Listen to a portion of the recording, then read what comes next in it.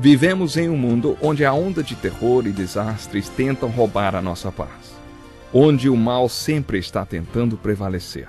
Mas vemos pela palavra de Deus desde o Antigo Testamento que o cuidado de Deus para com aqueles que o temem e o buscam é muito real e permanente. Fique atento a mais um programa Encontro com a Palavra. Aqui apresentamos a palavra de Deus como resposta a todas as mais difíceis questões da vida. Agora com você, Pastor Edson Bruno.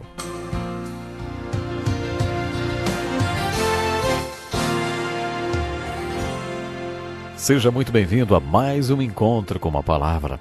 Esse é um programa de estudo de toda a Bíblia, do Gênesis ao Apocalipse. Muitos de vocês já estudaram conosco os 39 livros do Velho Testamento, num total de 180 programas. Você que também está acompanhando o estudo do Novo Testamento, saiba que esse já é o 27º programa dedicado ao estudo do Evangelho de Mateus. Nesses últimos programas estudamos, resumimos e buscamos aplicações do importante discurso de Jesus conhecido como Sermão da Montanha. Ao término desse discurso, Jesus recrutou 12 discípulos, os comissionados como apóstolos, e pediu deles alto grau de comprometimento com seu ministério. Depois ele comissionou esses 12 apóstolos para irem ao mundo e fazerem discípulos. No Evangelho de Lucas, lemos que eles foram enviados como ovelhas no meio de lobos.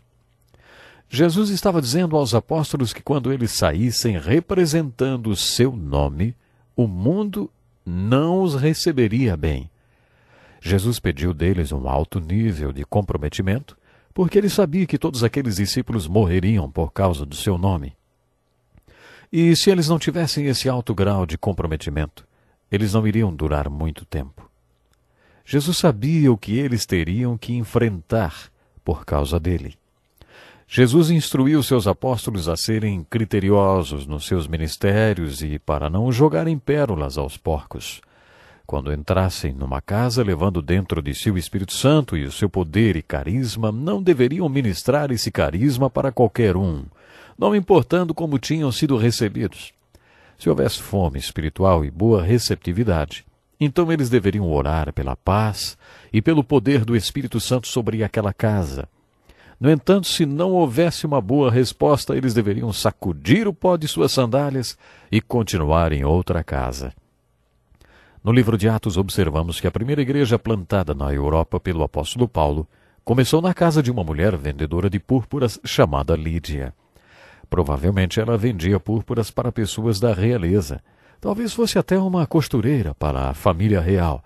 Paulo pretendia ir para a Ásia, mas o Espírito o advertiu a ir para a Europa e não para a Ásia. Hoje há centenas de catedrais na Europa, mas a primeira casa de adoração surgiu exatamente na casa de uma mulher. Enquanto Paulo pregava junto a um rio, numa reunião, Deus abriu o coração de Lídia e ela acabou abrindo a casa também.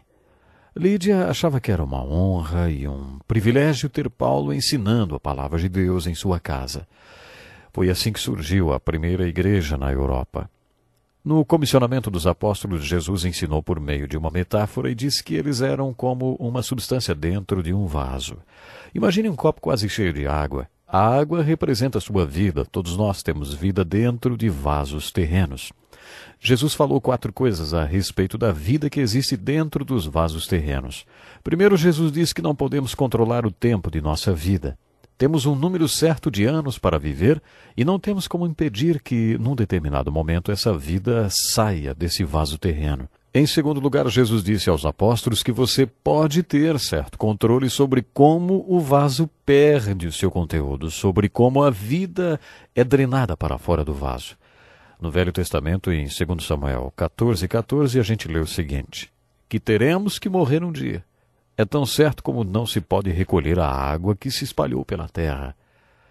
Lamento por aqueles que tenham 89, 91 anos e ainda estão procurando o propósito e o significado da vida.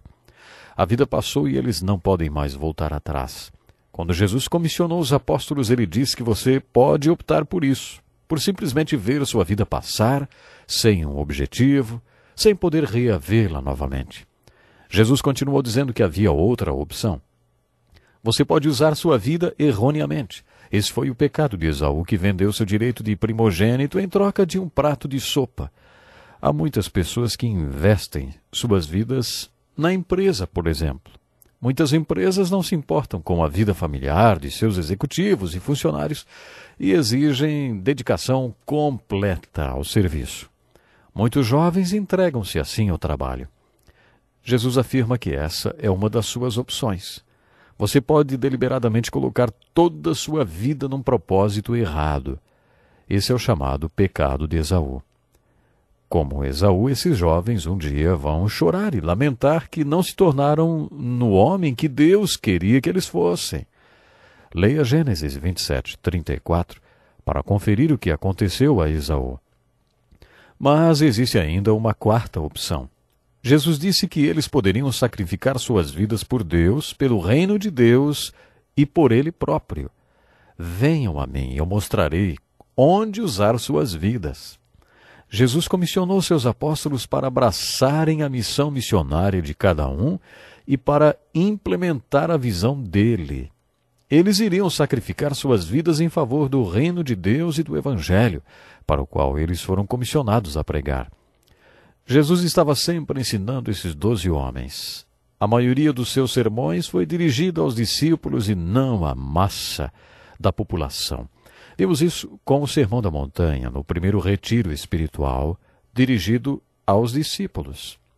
O último sermão de Jesus no Monte das Oliveiras foi feito em resposta a todas as dúvidas dos discípulos. Na última Santa Ceia, só os apóstolos estavam presentes. Jesus pregou seu sermão mais longo para apenas 11 homens, porque Judas já tinha saído para traí-lo. Confira isso no Evangelho de João, capítulos 13, 14, 15 e 16.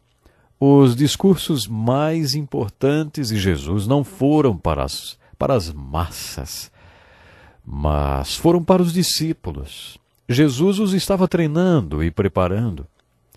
A maioria das nossas aulas é dada numa sala de aula com quadro e cadeiras. Como vimos em Mateus 6, Jesus não ensinava assim. Ele tinha todo mundo como sala de aula. Por onde ele passava com seus discípulos, independente do tipo de cenário, ali estava a sala de aula para os seus apóstolos. No capítulo 4 do Evangelho de Marcos, por exemplo, lemos um exemplo para essa situação. Jesus mandou que os apóstolos atravessassem o mar da Galileia, de mais ou menos 10 quilômetros de extensão e uns 6 quilômetros de largura. Talvez muitos de vocês já tenham visitado esse local e presenciado a mudança que uma tempestade provoca ali, transformando em um segundo o mar, que estava tranquilo e bonito, em um mar agitado e com fortes ventos. Jesus ordenou que eles atravessassem o mar e os acompanhou na popa do barco, tirando uma soneca. Enquanto eles atravessavam o mar da Galileia, uma dessas tempestades chegou. Lemos que a tempestade era muito forte, formando ondas altas que se quebravam em cima do barco, quase o levando a sucumbir. Jesus estava dormindo, com a cabeça descansando sobre um travesseiro, e eles, apavorados, o acordaram e gritaram: "Mestre, mestre, não te importas que morramos?" Jesus então repreendeu o vento e disse ao mar: "Aquiete-se, acalme-se." E perguntou aos apóstolos: "Por que vocês estão com tanto medo, hein? Ainda não têm fé?" Eles ficaram apavorados e perguntavam uns aos outros: "Quem é este que até o vento e o mar lhe obedecem?" Viram? Essa foi a aula que Jesus deu sobre fé. Nessa breve história, temos primeiro uma grande tempestade e depois uma grande calmaria. Entre a tempestade e a calmaria existe uma grande solução. Essa tempestade representa as tempestades que enfrentamos em nossa vida. Como explicar o mal que às vezes nos abate? Você acha que Jesus sabia que a tempestade viria? Ele podia controlar o tempo. Ele não apenas sabia como poderia ter feito algo para impedir. Você acha que Jesus permitiu que a chuva acontecesse? O barco estava sendo inundado pela água e ia acabar afundando. Eles foram desesperados acordar Jesus e disseram: "O Senhor não liga se nós afundarmos." E ele respondeu: "Com o que aconteceu com a fé de vocês? Por que estão com tanto medo, hein?" Jesus estava dizendo que ele é Emanuel, Deus conosco. Se eles acreditavam que Jesus era Deus e Deus com eles naquele barquinho, então como puderam achar que todos iriam afundar, inclusive Jesus? Eles ainda tinham um caminho de fé a percorrer. O propósito dessa experiência para ensiná-los sobre a fé era fazê-los crescer na fé e conduzi-los na jornada da fé. Esse era o estilo de ensino de Jesus e essa foi a aula sobre fé. Sem giz, nem quadro negro, só uma tempestade. E no meio da tempestade Jesus deu uma aula sobre fé. Ele estava tentando fazer com que eles tivessem consciência de que ele estava no barco com eles e também fazê-los crescer em fé. Podemos ilustrar comunhão com a figura de duas pessoas no mesmo barco. O que é que faz você ter comunhão com alguém? É exatamente duas pessoas no mesmo barco. Você não está sozinho, alguém está com você. E por isso você conta com alguém que pega no remo, começa a remar e o ajuda. O conceito que pode mudar a sua vida é saber que você pode ter comunhão com Jesus Cristo. Você crê que é possível que Jesus Cristo esteja no mesmo barco com você? Será que faz alguma diferença se Jesus está no barco com você? Claro que sim, faz toda a diferença do mundo. É clara a aplicação que fazemos dessa história. Qual foi a última vez que você passou por uma tempestade? Jesus afirmou que todos passam por tempestades. Você está lembrado do texto de Mateus 7? Sobre as duas casas e a chuva. Uma casa cai com a chuva e a outra fica firme. Todos enfrentam tempestades. A vida é assim. A vida é feita de tempestades.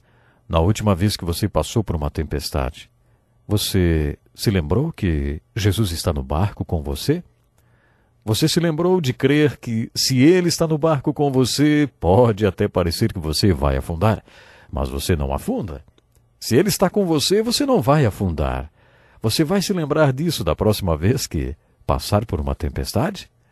A tempestade atinge sempre o nosso lado cego. Nós temos a tendência de esquecer que Ele está no barco conosco.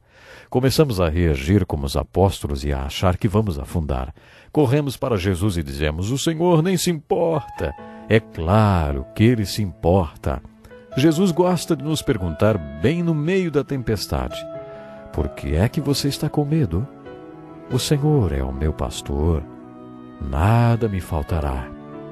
Estou convencido de que o Senhor está comigo e não terei medo de nada. Jesus faz o melhor por você. Por hoje temos que ficar por aqui. Não esqueça, se programe para o próximo encontro com uma palavra. Há algo muito importante para você. Até lá, então.